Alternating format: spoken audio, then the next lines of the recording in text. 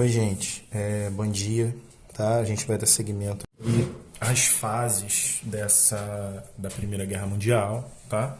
E a gente na aula passada já falou um pouco, né, sobre essa questão aqui da Alemanha, Império Austro-Húngaro, enfrentando outros países ao redor, né, fazendo duas frentes de batalha, tá? De um lado a França, o Reino Unido, né, a Inglaterra, do outro lado o Império Austro-Húngaro. Então nós temos a continuação disso aí. Esse foi um primeiro momento, né? Os acordos, de um lado vai ter a Tríplice Aliança e do outro vai ter a Tríplice Entente, né? Conforme eu já falei. E a gente vai ter as três fases da guerra, né? A gente poderia falar em quatro fases, porque uma delas seria o final, o término dela, né? Mas tá bom, olha só. As fases da guerra, né, é o primeiro ponto aí. Primeiro a gente tem essa questão das frentes de batalha, como eu disse, duas frentes de batalha. Aí nós vamos ter essas fases. A primeira fase é a guerra de movimento, aqui ó, chamada guerra de movimento, tá? Ó, a guerra ocorreu em diferentes fases. A primeira fase, entre agosto e novembro de 1914, ficou conhecida como Guerra de Movimento e se caracterizou pela intensa movimentação das tropas alemãs em direção a Paris, né? Para enfrentar, ainda se movimentando para enfrentar essa resistência da França, tá? A segunda fase, né, já no ano seguinte, entre os anos de 1915 e 1916, foi conhecida como Guerra de Posição, tá? Esses conflitos ficaram mais estáticos, né? E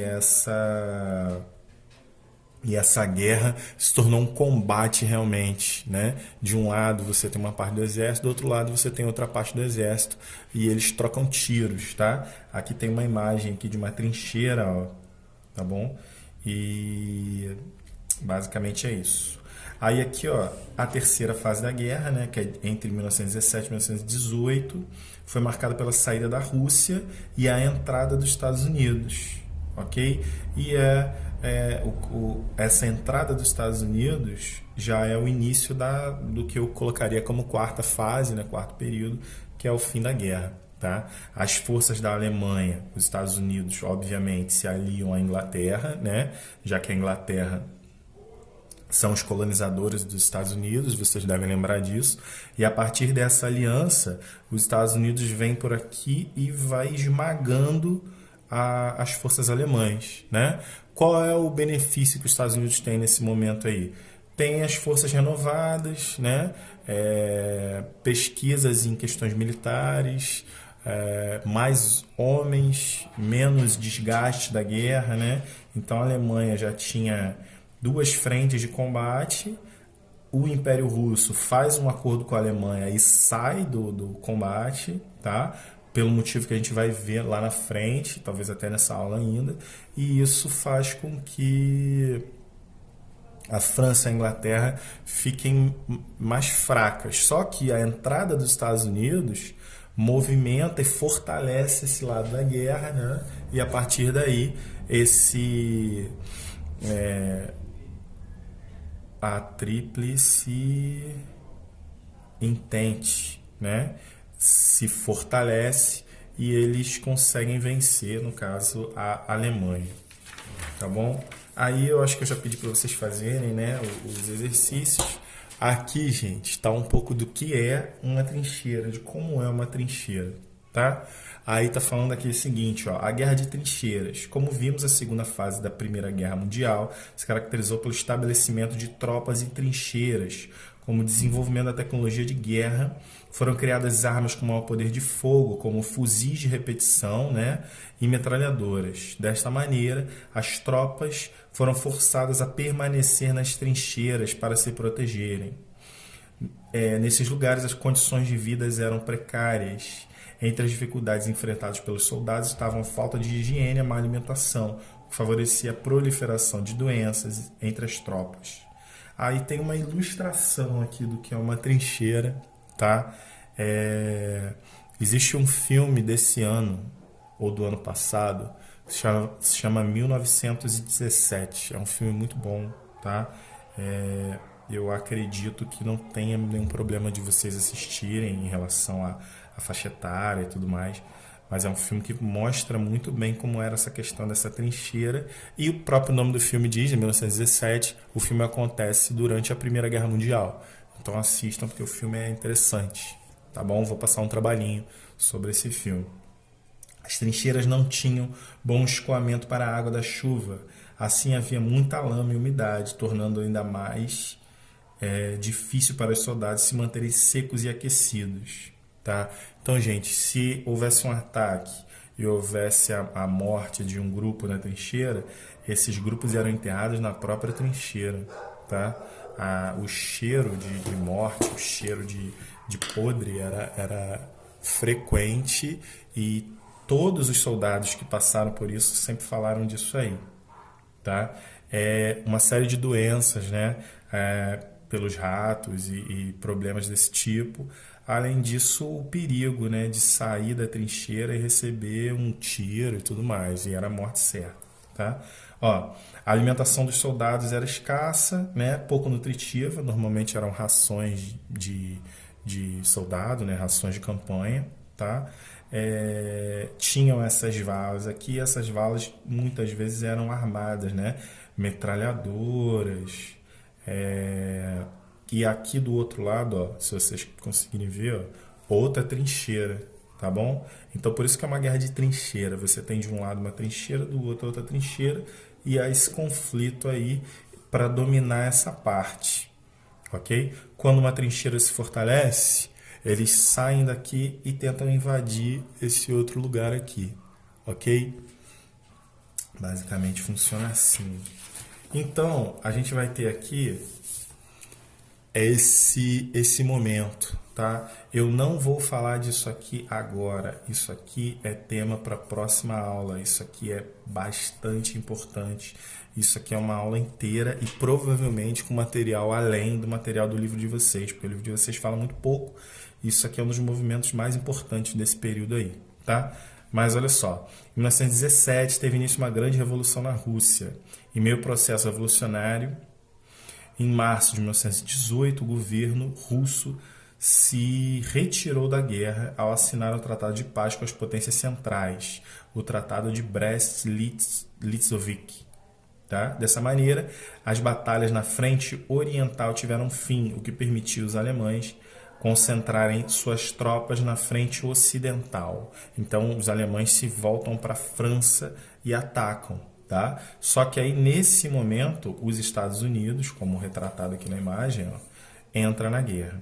Os Estados Unidos se mantiveram neutros na Primeira Guerra Mundial até abril de 1917, quando passaram a apoiar os aliados, aliados, após alguns de seus navios mercantes serem atacados por submarinos alemães. A entrada dos Estados Unidos na guerra foi importante para a definição do conflito, pois além de fornecerem recursos financeiros aos aliados, participaram enviando grande quantidade de armas e de soldados. Dessa maneira, a participação dos Estados Unidos garantiu maior força aos aliados, desequilibrando o conflito e acelerando o processo que levaria ao final da Primeira Guerra Mundial. Ok? A gente tem uma pequena parte aqui falando da participação do Brasil, né?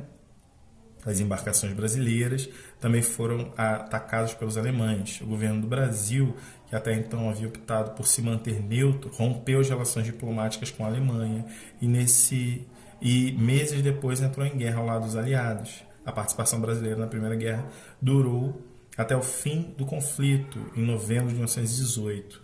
O país disponibilizou navios de guerra para auxiliar na patrulha do Oceano Atlântico e enviou médicos para atender os feridos e aviadores para atuarem juntos aos aliados, ok?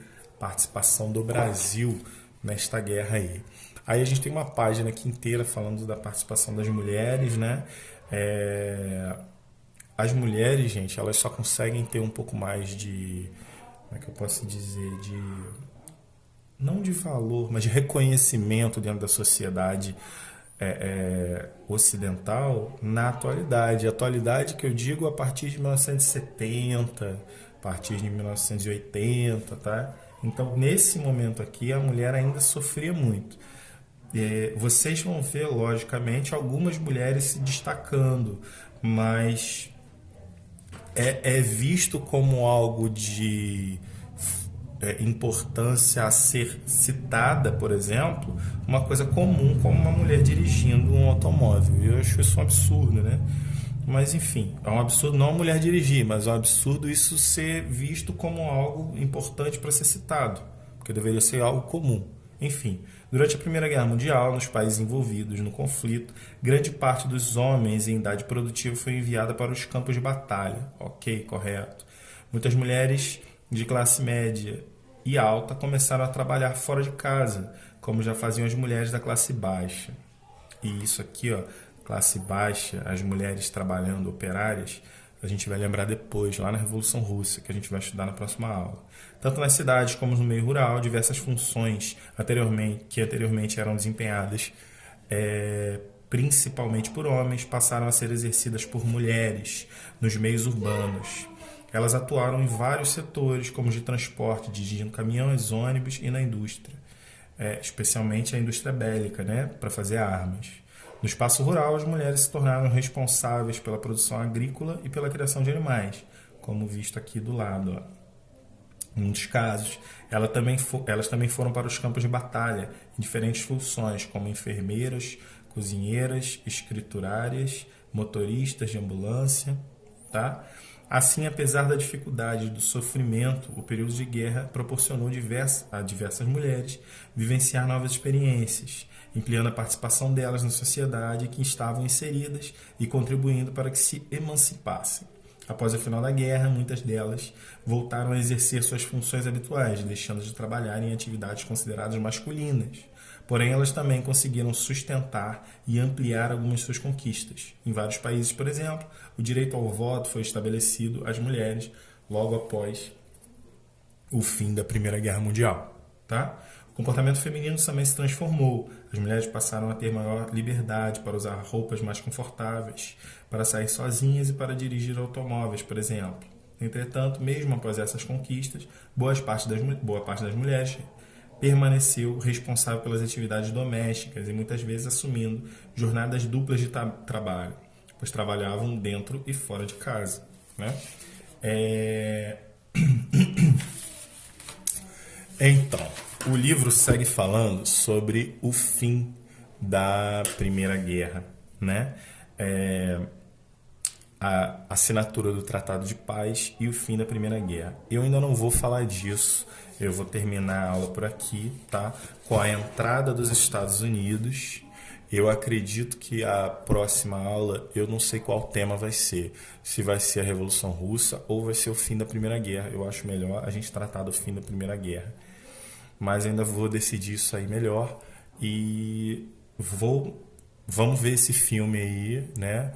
Tem um outro também interessante, a gente assiste um desses filmes, faz um trabalhinho, vocês vão gostar, o filme é alucinante, o tempo inteiro ação, o tempo inteiro dá nervoso o filme, mas é muito bom. A gente assiste o filme e depois a gente volta a falar disso aí, tá ok? Ó, um abraço, até mais, depois a gente volta.